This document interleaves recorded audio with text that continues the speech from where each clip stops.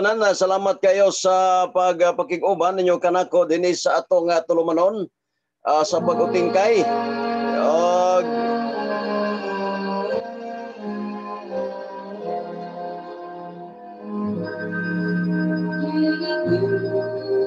Og atong hinumduman mga igala, padayon na ta karon taon ha.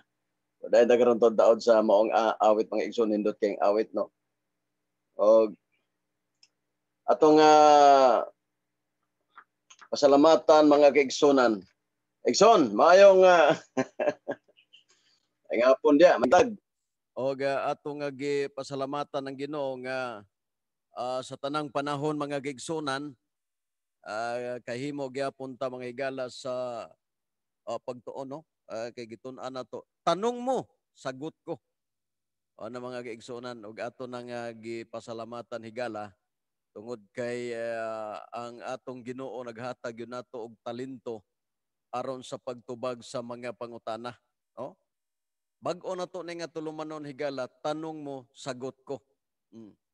Kung may mga tanong ang mga tao tungkol sa banal nga aklat, itanong mo, sasagot ako. Tanong mo, sagot ko. Mga kapatid, nandito na tayo sa sa kapaligiran niya walang nakikita natin niya walang pag-asa. Sa tibuok kalibutan, sa mga tao nga wala magpakabana, nalunlun na dautan mga kaigsunan, ang mga katawhan nga niya sa ato nga mga palibot. Apas dili pa ta hingpit nga magsugod mga kapaglaom, binaw sa tag-awit.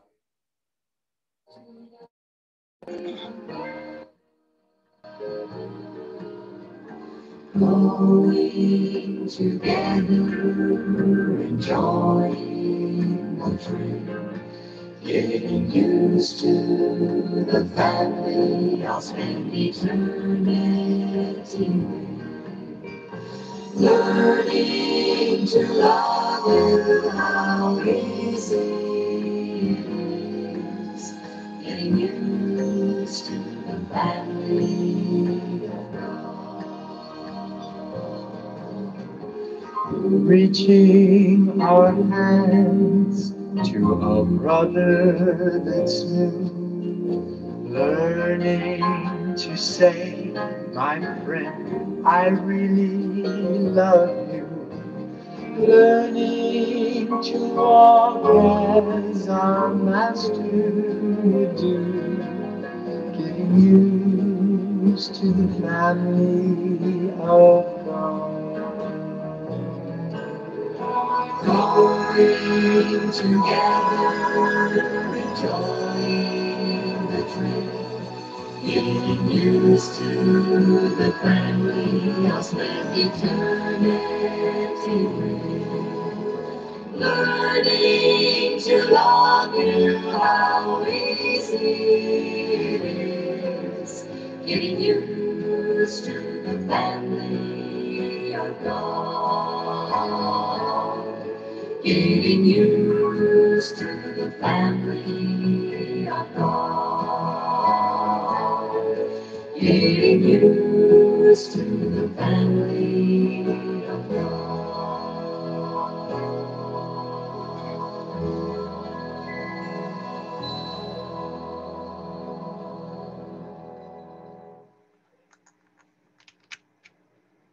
Okay mga kaigsunan. Thank you very much sa nindot nga mga awit mga kapaglaom no kay atong gitagag pagtagad mga higala kay ang awit usa po ni siya nga pagkatag og padasig nato mga higala. Okay, ni ay tanong dito.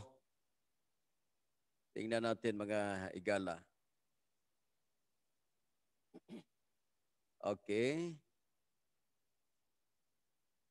Okay, sabto ninyo ha. Unya mohatag din mo mga detalye unsa. Mato pa niya Bro Jerry Laig na ay magpa-advise nimo kay Laom ka og kasinatians ministry. Ika ni Daniel mga kaigsunan. Mauni ang ilustrasyon. Dunay mag-live in mag-live in a partner is di ang babae, RCC ang lalaki. Din nagkaanak sila usa. Wa magdugay, nagbulag sila tungod sa physical abuse sa iyang partner. Karon naminyo na ang lalaki, buhi din ang lalaki. O buhi din ang babae, nagpabilin single mom. Ni ay dunay isdi nga lalaki nga na-meet niya. Kay pananglit, maminyo sila, dili ba ni makababag sa kaluwasan? O makapanapaw ba silang duha ani nga punto kung naay ikahatag nga verse sa Biblia, thank you very much, appreciate. Very much appreciate. Lamat daan. Gikan ni Daniel mga kapaglaom, no? Lamat kayo mga kapaglaom. Ato paning sulayan og basa sa Biblia sa Mateo 19 mga 19 ba na?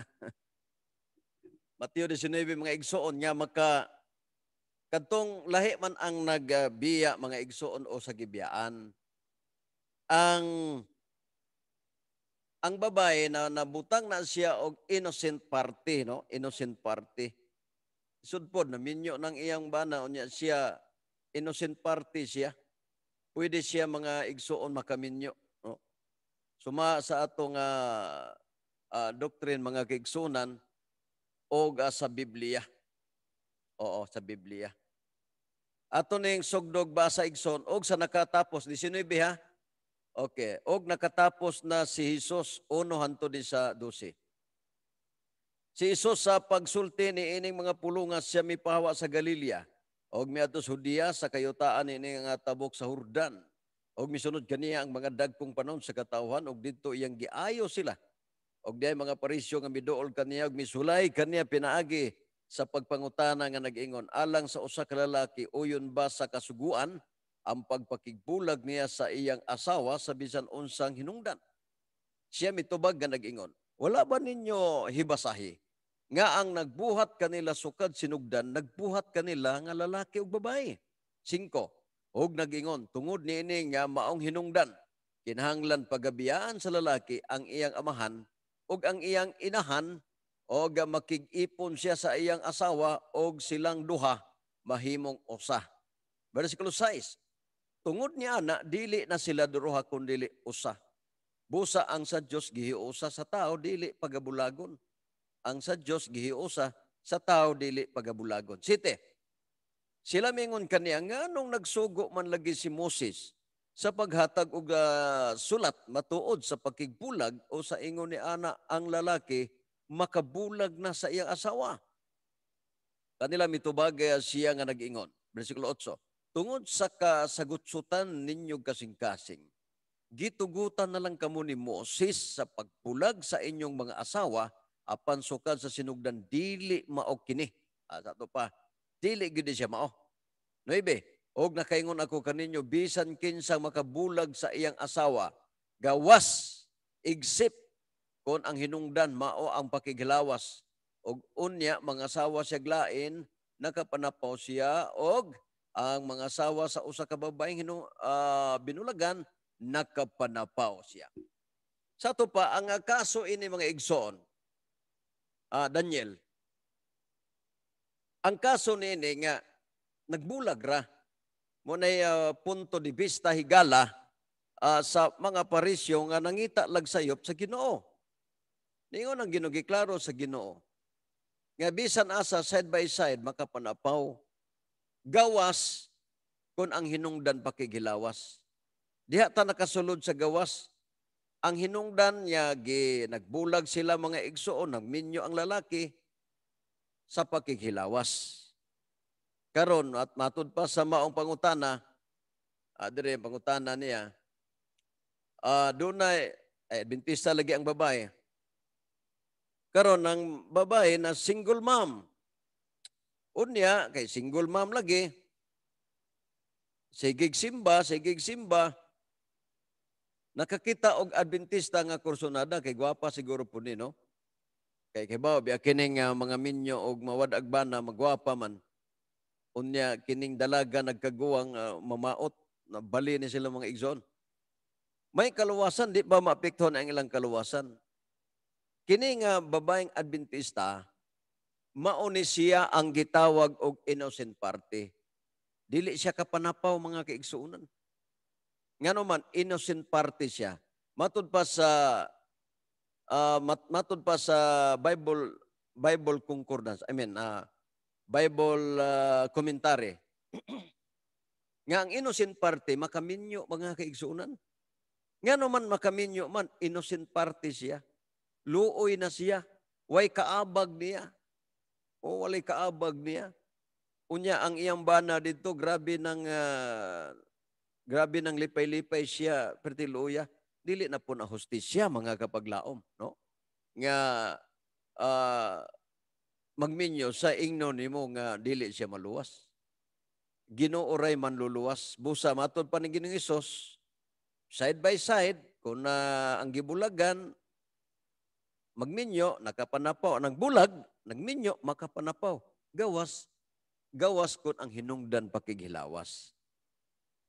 But pasabot nga gawas no na ang hinungdan pakighilawas.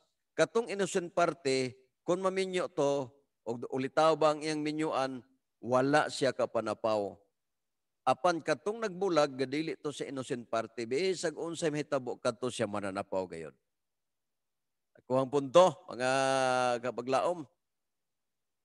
But pasabot, kung ingon na nga ang inyong mga paris kinabuhi, mangitaglain, kamo innocent party.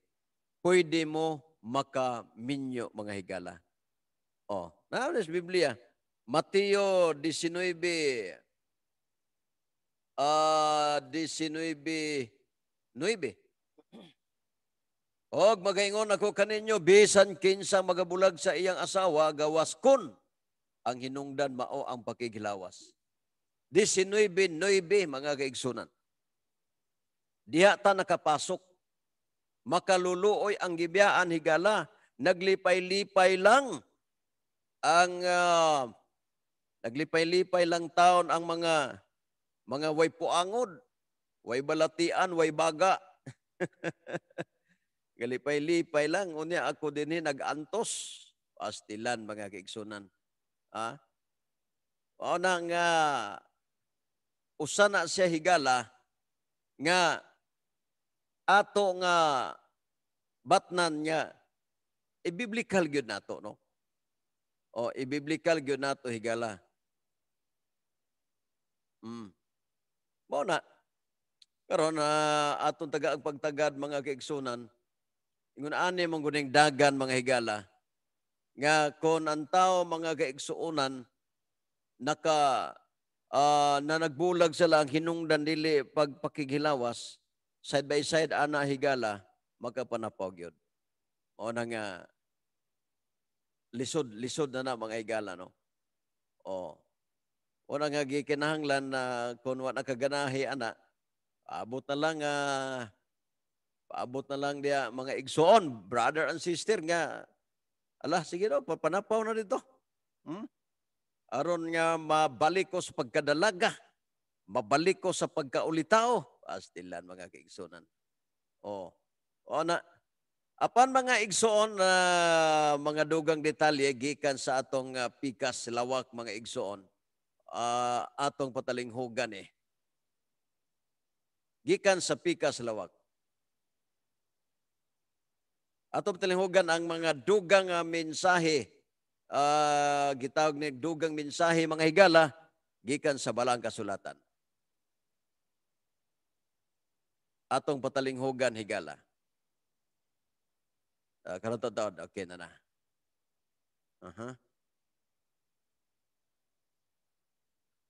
Okay.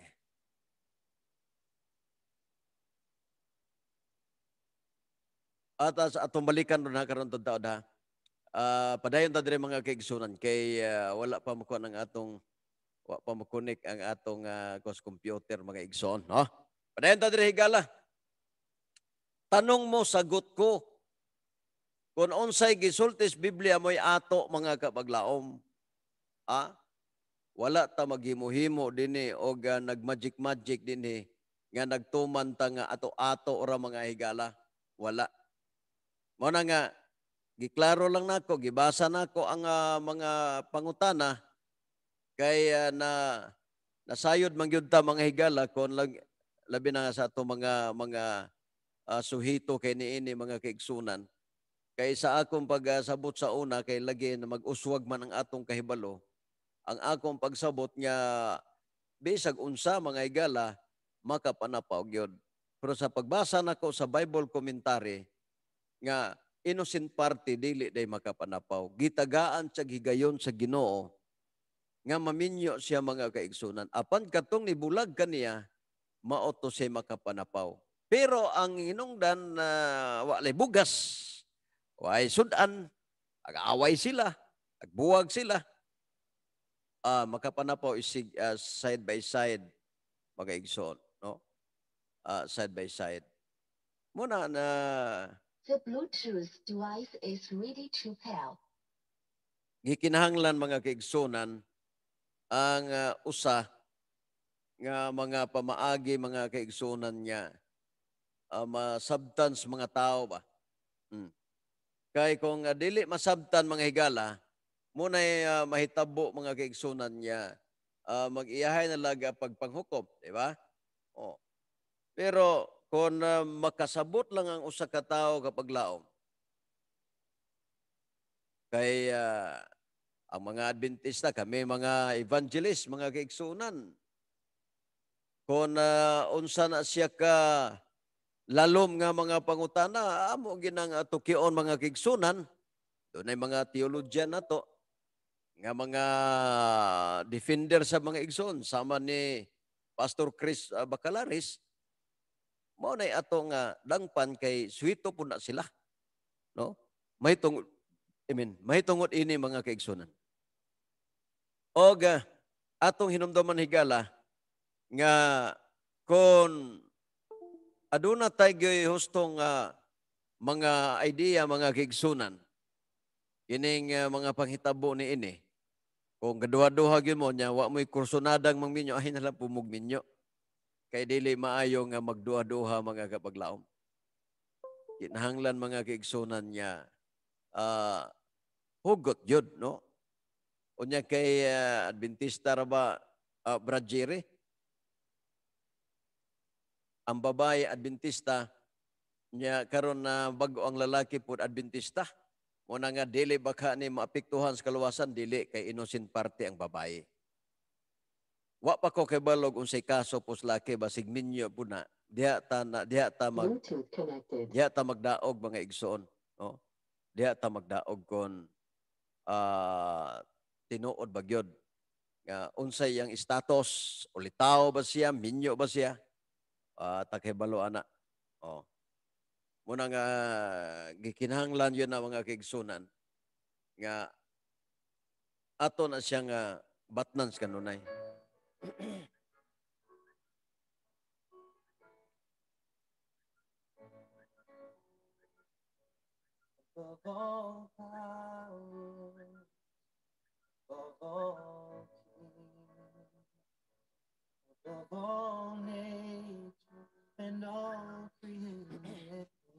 Padayon ta dire mga kaigsunan, og atong hinumduman mga higala, nga ang Dios mga kaigsunan naghatag yun nato og katungod pagmasabot sa atong nga mga kaigsuonan, mga kapaglaom. Tanong mo, sagot ko. Og siguro, Brad Daniel, imo nang nadunggan kining atong sibya. Basin og makahatag ninimo og kining mga idea nga magkatubag pug ka sa ilang mga pangutana. Mo nang ana lang mga sistema, mga kaigsunan, Sa sunod mga higala, kuan na po ta kung dunay mangutana, ato na pong tubagon higala. Dini sa atong tulumanon, tanong mo, sagot ko. Mga higala, kini si kapaglaom Jerry Laig sa before ta mo tapos mga kigsunan, magampo ta. Dalaygon o mahimayaon na mga Diyos, ningtak na sa kabuntagon, kaudtohon, kagabion, panalangini ang tanan nagtanaw nini. Panalangini ang mga sponsor, panalangini ang tanan nga mga Adventista, mga dili Adventista, adunay mga balatian, adunay kakulian labi na financial sa mga pagkaon. Ang uban dunay mga sakit. Tabangi sila Ginoo. O gusab ang mga kaigsunan nga mo mangutana mahitungod sa mga problema nga sila makahimo sa duol nining tulumanon. Tanong mo, sagot ko.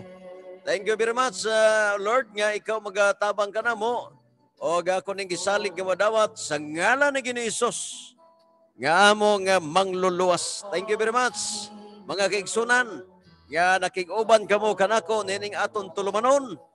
Tanong mo, sagot ko.